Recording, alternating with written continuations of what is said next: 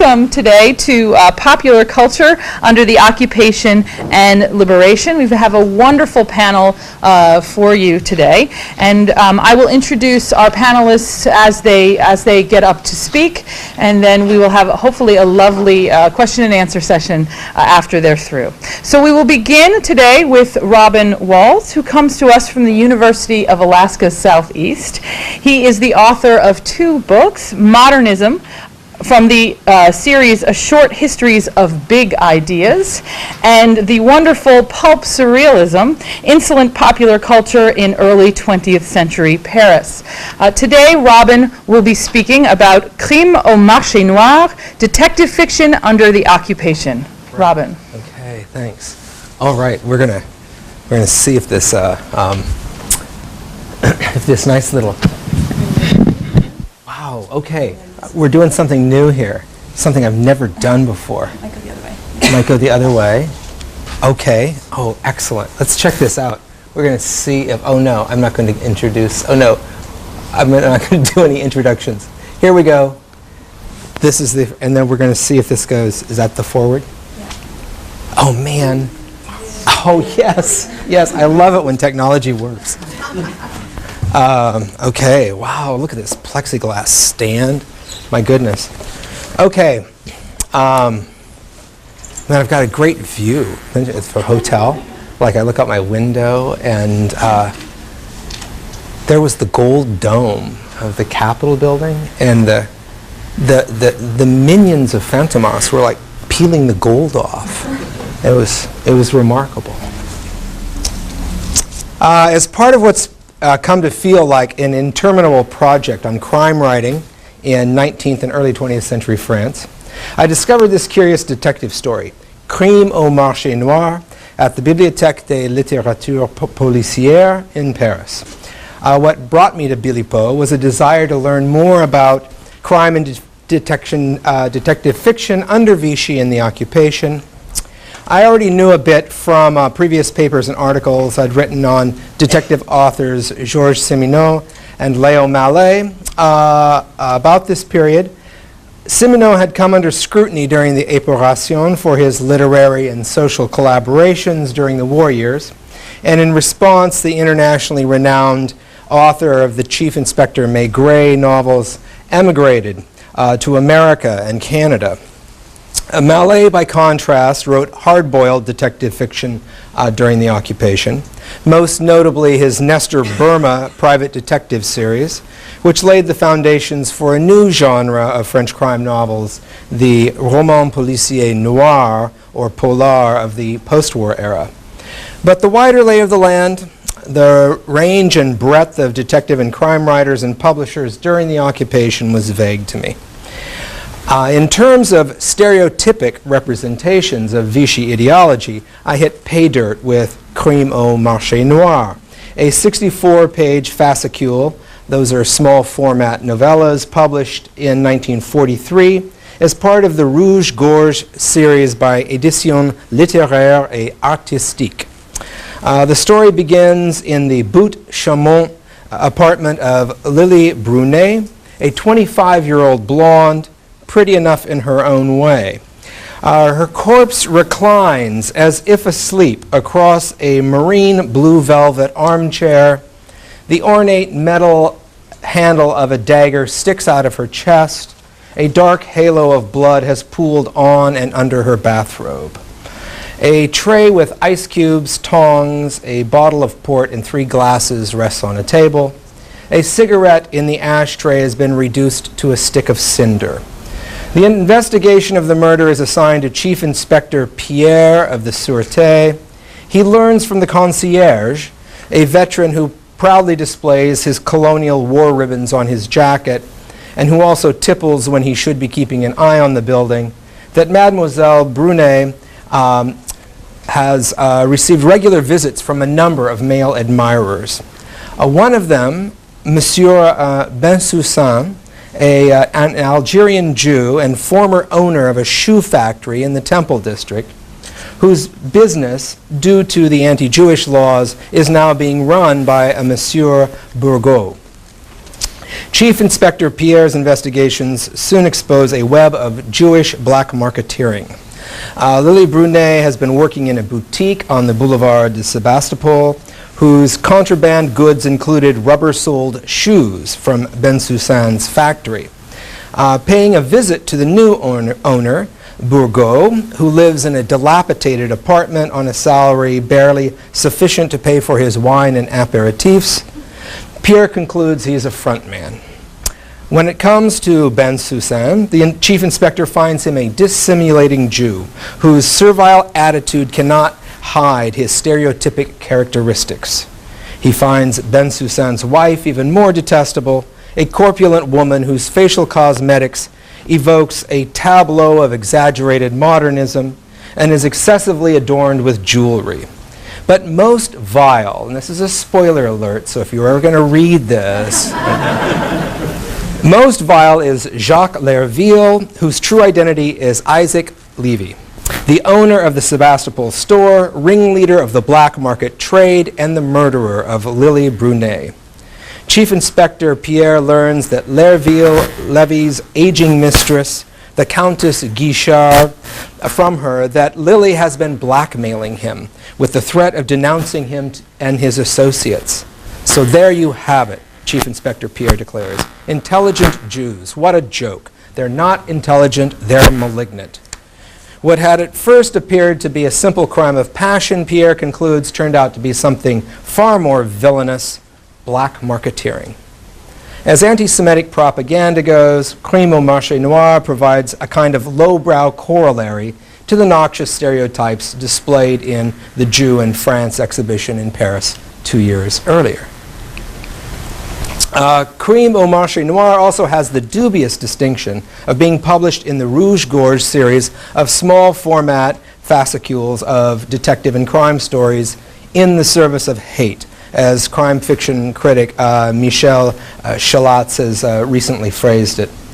In 1941, Pierre Leroyer, former director for the publishing firm Georges Lang, purchased the business for 45,000 francs as part of the Aryanization requisition of French industries. Previously, Lang, characterized by historian Pascal Horry as a Jewish Maurassian, had been the publisher of Je suis partout before its takeover by Robert Brasiac. The year following the Lang acquisition, Leroyer started his own firm, Éditions littéraires et artistiques. The publishing firm produced 2 small format crime series of 62-page fascicules, Plume et Corde and Rouge Gorge. Some of the most notorious collaborationist writers of the period contributed to the 2 series, including H.G. Magog, a prolific hackneyed crime writer who wrote anti-Semitic stories for both series, as well as translating German crime novels into French during the occupation, and Georges Verbeau, the pseudonym of Henri Coston, the anti-Semitic propagandist for Jacques Doriot's fascist Parti Populaire Français. Artist turned illustrator Louis-Félix Claudel did the covers for both series, but ultimately Leroyer's publishing venture proved ephemeral. Rouge Gorge only issued 14 titles and Plume et Corde 4. During the Épuration, publisher Leroyer, various Rouge Gorge writers, and the illustrator Claudel were censored for their collaborationist activities. So where does Crime au marché noir and the Rouge Gorge series generally figure among crime fiction publications during the occupation? The general contraction of the publishing industry in France under the occupation is well known. Only 28,000 metric tons of paper were allotted for 112 million publications during the war years, 41 to 44, which is merely 1/4 of the imprints from 1938 alone, for example.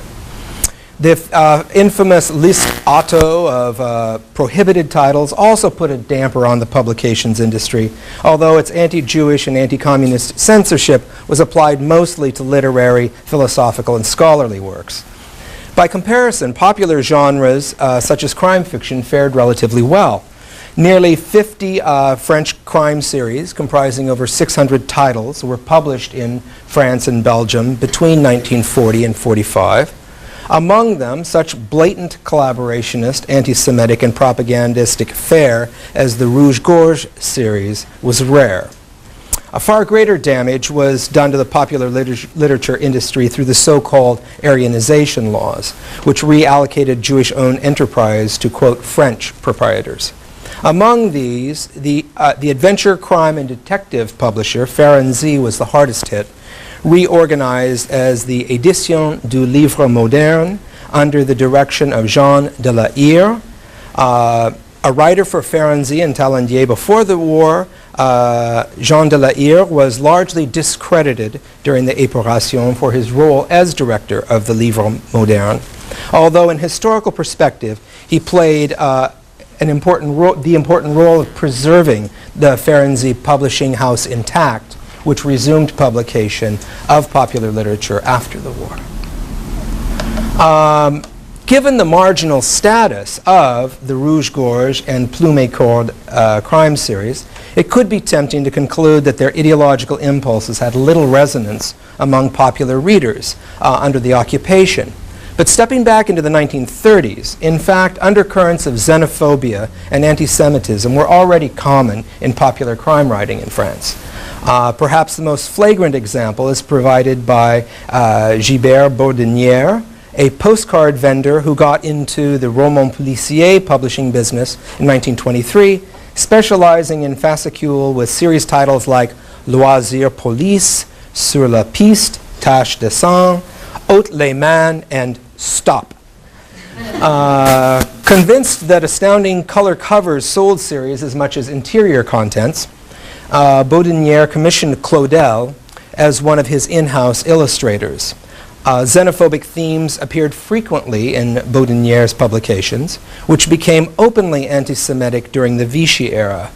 During the Épuration, Baudinière was tried and censored from publication until after 1949. The xenophobia in Édition Baudinière crime stories was by no means exceptional, but entirely in line with popular French attitudes during the 1930s that associated criminality with foreigners, colonial subjects, Jews, and low-life degenerates, les déçus or les bas-fonds. Associations readily displayed in the photo-illustrated true crime magazines like Détective and Vous, as well as in popular fiction. Even detective authors with literary reputations like Georges Simenon employed xenophobic stereotypes in his detective novels of the 1930s.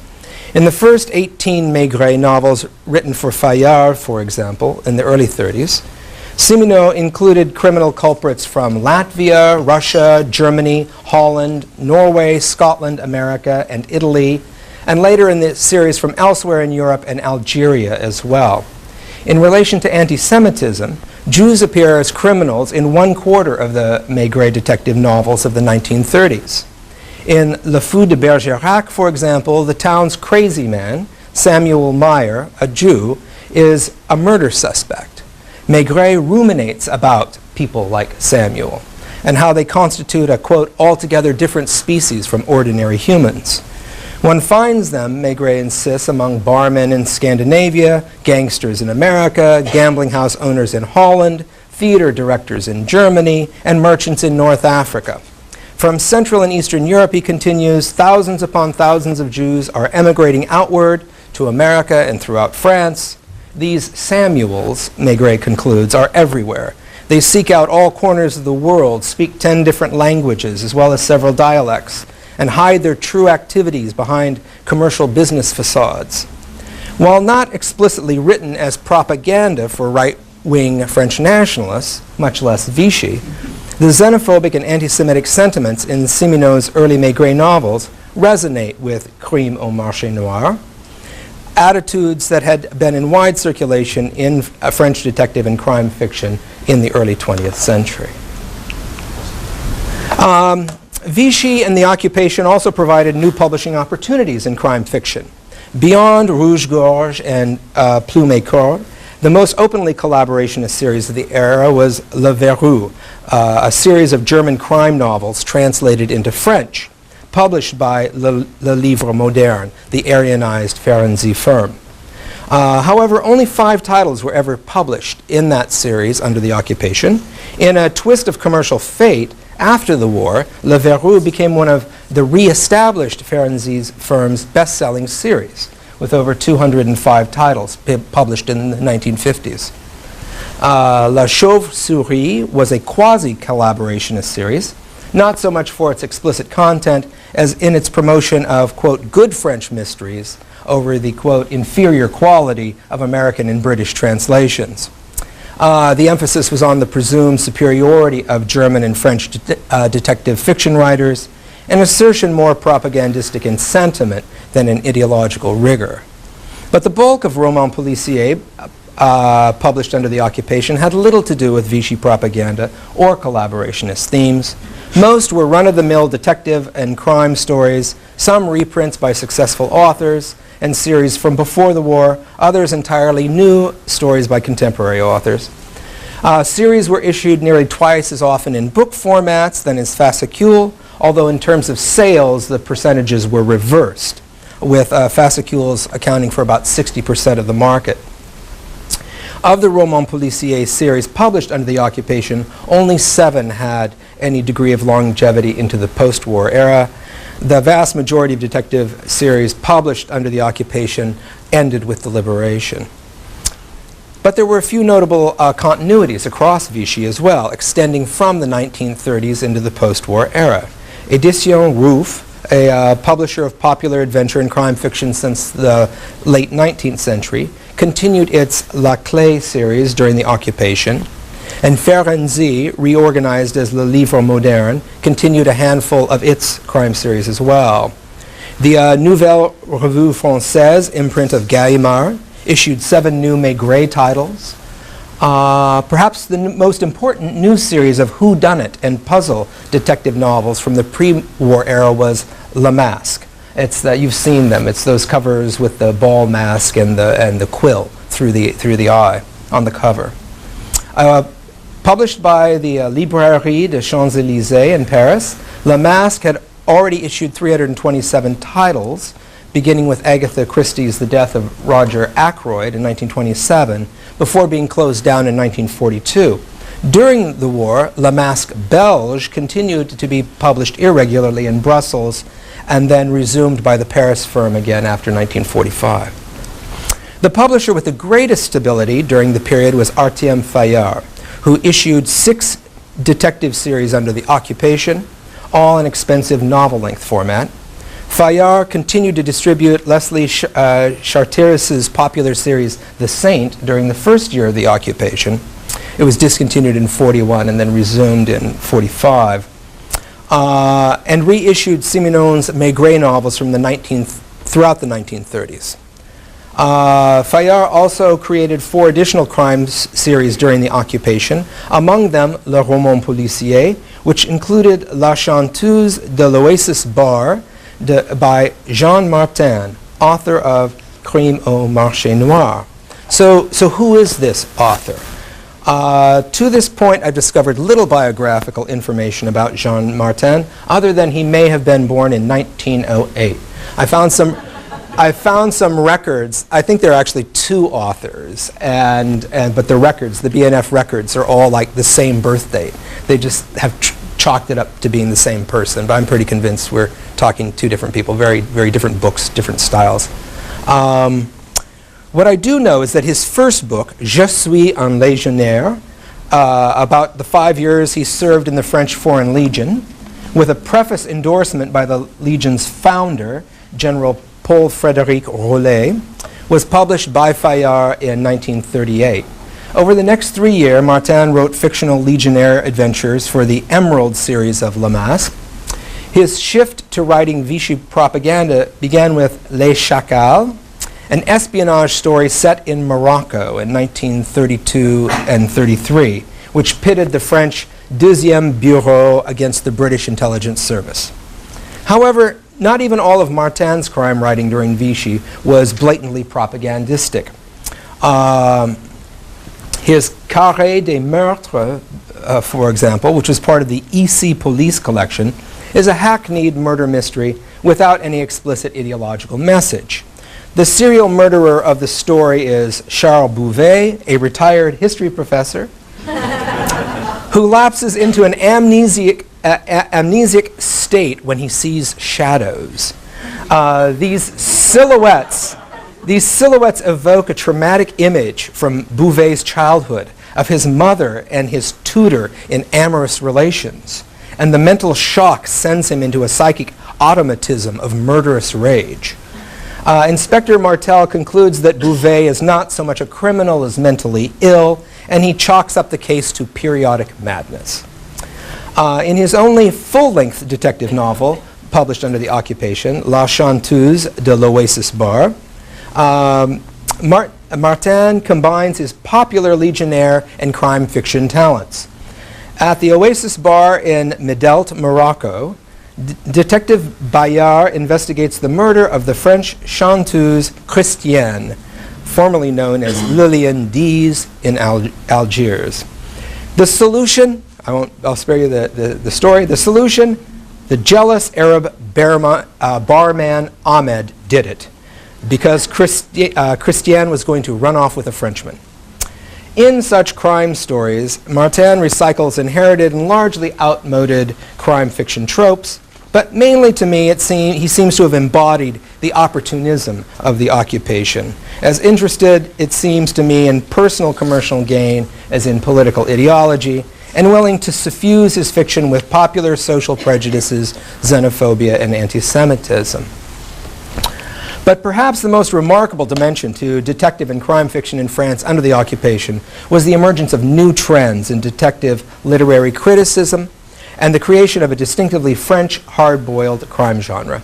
Arguably, the most important detective publication of the era was Le Jury, The Jury, the title of both a semi-monthly magazine and a series of detective novels by the same name.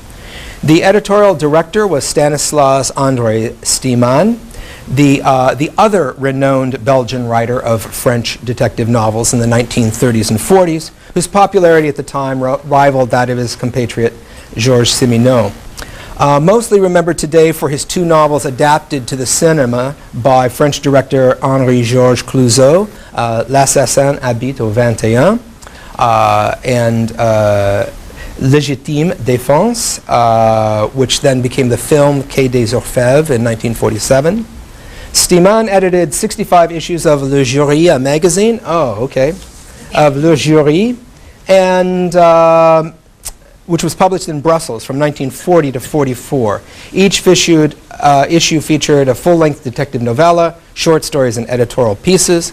I was going to talk about those editorial pieces, but I think what I'll do here is just kind of say, essentially, there was a series of editorials about why the detective genre should be taken seriously, why this is actually a literary genre, what constitutes good detective fiction rather than bad detective fiction, things of that sort. So it started this debate about what constitutes quality detective fiction, and this is going on, during the occupation. As important was the birth of an entirely new detective and crime genre, the roman policier noir or polar, whose heyday arrived in the post-war era and continues to be an important genre in France today. One of the earliest forays into this realm of detective fiction was the Minuit series by publisher Georges Vantayard under the direction of Louis Chavance. He was the screenwriter for Le Corbeau, the famous occupation film. With the German ban on French translations of British and American fiction, Chavance convinced a number of French authors to write faux hard-boiled detective novels in the style of Dashiell Hammett and Raymond Chandler, using American-sounding pseudonyms like Irving Ford and Joe Christmas. Budding detective fiction writer Léo Mallet wrote about the American detectives Johnny Metal and Jim Licking for the Minuit series under the pseudonyms Frank Harding and Leo Latimer. But more fortuitous for Mallet and for the emerging polar genre were novels he wrote for another startup series under the occupation, Le Labyrinthe, published by the Société des Éditions Parisiennes en exclusivité, featuring a French private detective named Nestor Burma. Of these, the first, 120 Rue de la Gare, was set within the occupation itself, and it evoked the petty selfishness, greed, and political corruption of the era. Those noir qualities and political connections were even more pronounced in his subsequent Nestor Burma novels written during the Liberation and Épuration. In the 1950s, the most famous Burma series was Les Nouveaux Mystères de Paris, published by Robert Laffont, a firm whose rise to prominence in the publishing industry had also occurred under the occupation. The most important hard-boiled series of the post-war era, of course, was Marcel Duhamel's Série Noire, published by NRF Gallimard, after Gallimard had recently reemerged from its own flirtation and collaboration under the occupation. So in these ways, the terrain of crime fiction written under the occupation is uneven. It's one that defies easy mapping. Jean Martin's Crime au marché noir, an overt piece of Vichy propaganda, is the exception rather than the rule. Yet the xenophobic and anti-Semitic tendencies in his detective fiction were in many ways typical of run-of-the-mill crime fiction of the 1930s and 40s. But ultimately, what may be most important about this cultural history in the Vichy era is that it marked both an end to earlier trends in popular detective and crime fiction and the birth of the post-war polar. That's it.